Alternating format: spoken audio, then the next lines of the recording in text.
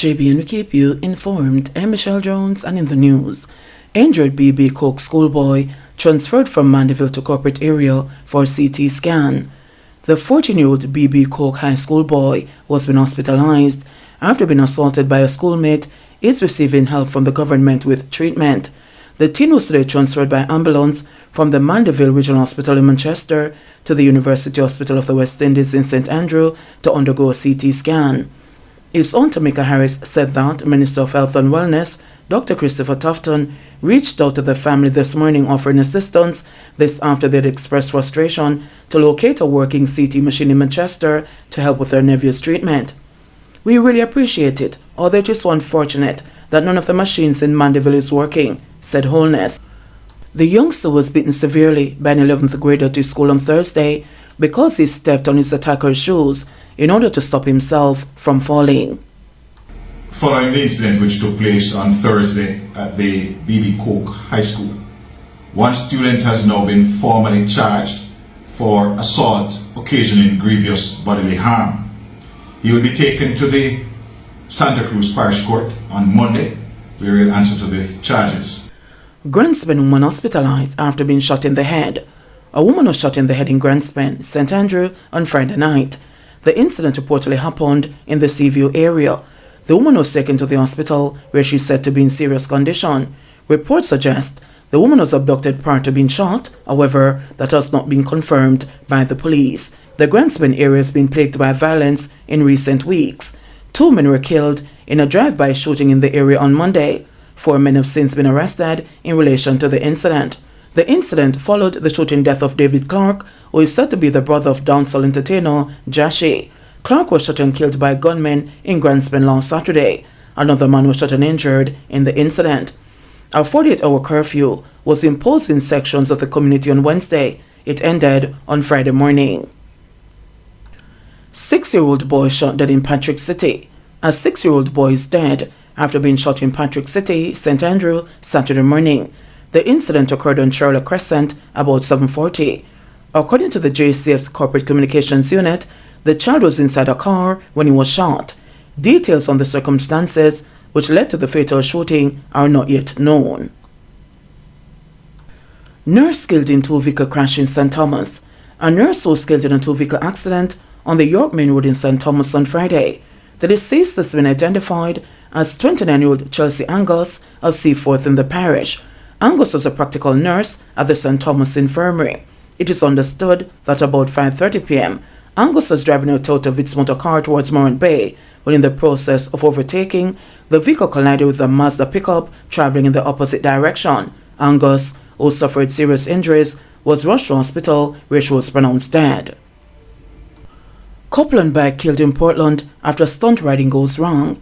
A woman died on the spot while her boyfriend succumbed to injuries in hospital in Portland on Friday night after they crashed while the man was performing a stunt on his motorcycle along the Orange Bay Main Road. The deceased has been identified as Alicia Martin. Her boyfriend is yet to be identified. The police say about 10 p.m. the two were traveling on a motorcycle in the vicinity of a police station when the man engaged in a stunt. It was reportedly seen riding with the front wheel of the bike in the air. The man reportedly lost control of the bike and crashed into a palm tree, resulting in his girlfriend being thrown onto the road. Martin was pronounced dead at the scene by a medical doctor, while her boyfriend died while undergoing treatment at hospital. Clarendon man charged following seizure of gun during police operation. A man was charged and a gun seized after the car in which he was traveling was searched during an operation in Racecourse, Trelawney on Thursday, September 28. Romain Foster, 32, of Kyle District in Spalding, Clarendon, was arrested on charge with illegal possession of firearm and ammunition. Reports from the Falmouth police are that about 2 p.m., while conducting a stop-and-search operation, a white Toyota Mark X was signaled to stop and checks were made. A Taurus 9mm pistol and 5 9mm rounds were reportedly discovered during the search. Police said Foster was taken into custody and subsequently charged after an interview. His court date is being finalized. Police in Cayman seized gun allegedly linked to killings in Jamaica. Cayman Islands Police Commissioner Derek Byrne says members of the police force recently seized a gun that was reportedly used in at least 5 murders in Jamaica. Speaking with reporters, Byrne, who will be leaving the post in less than a week, said one of the many announcements he has presided over during the last 7 years was the development of ballistics, and based on this, the territory is now a regional hub for firearms forensics. Since he took over the reins of the Royal Cayman Islands Police Service, Byrne has presided over the most significant budgets in its history, adding that the announcements of the service led to significant successes, such as connecting the gun police seized with the 5 killings in Jamaica dating back to 2019. He said the weapon, which somehow made its way to the Cayman Islands, is now a part of a major investigation. Indicating that the relationship with Jamaica remains very important, the police commissioner said many of the guns found in the Cayman have Jamaican origins. He also highlighted Jamaica as a source for most marijuana and other drug shipments. Jamaica records dengue-related death, increase in cases. The Ministry of Health and Wellness is reporting that tests have confirmed a dengue-related death, while 3 other people are suspected to have died due to the virus. The ministry says the 4 cases were among a total of 6 infections that were under investigation. The number of infections has also gone up.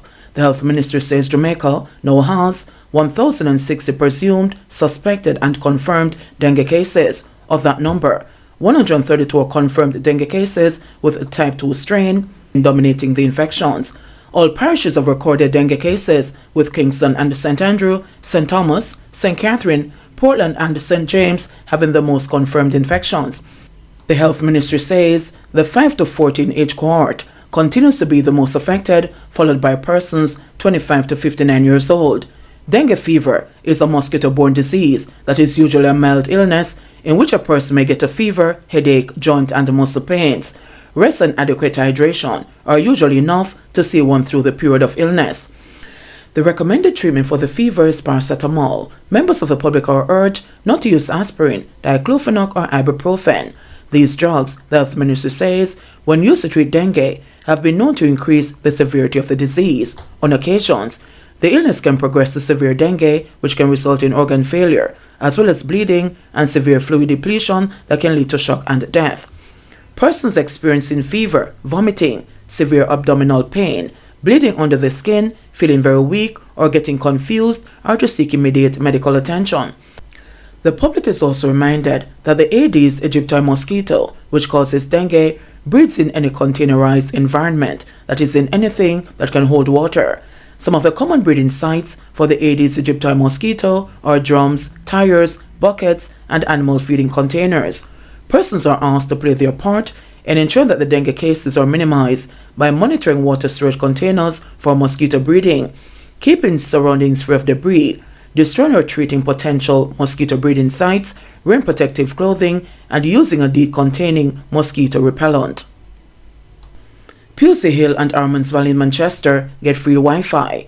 Residents of Pusey Hill and Arman's Valley in Manchester now have free and unlimited access to digital connectivity following the installation of shared Wi-Fi facilities by the Universal Service Fund, USF. The amenities were provided under the USF's Community Wi-Fi initiative, which aims to bridge Jamaica's digital divide. The service facilities in both communities were commissioned during recent launch ceremonies. Among the attendees was a Member of Parliament for Manchester South, Robert Chin, who recommended the areas to the USF. In his address at Pusey Hill, he reiterated that access to the internet is a necessity in Jamaica and should no longer be considered a luxury. Chin said the community's Wi-Fi launch signifies a crucial step towards digital equity and economic growth for the residents. He expressed similar sentiments at the Arman's Valley commissioning ceremony. For his part, USF Marketing and the Public Relations Manager, Oren Wallace, underscored the organization's dedication to closing the digital gap across Jamaica. The USF is committed to ensuring that every Jamaican, regardless of their location, has access to affordable and reliable internet.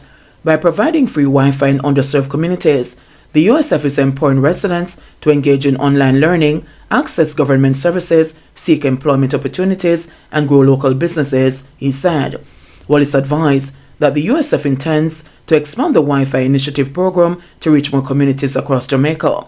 This, he said, as the entity seeks to actualize its vision of transforming the country into a digitally inclusive nation where all Jamaicans can harness the transformative power of technology for personal and economic advancement. JBN will keep you informed.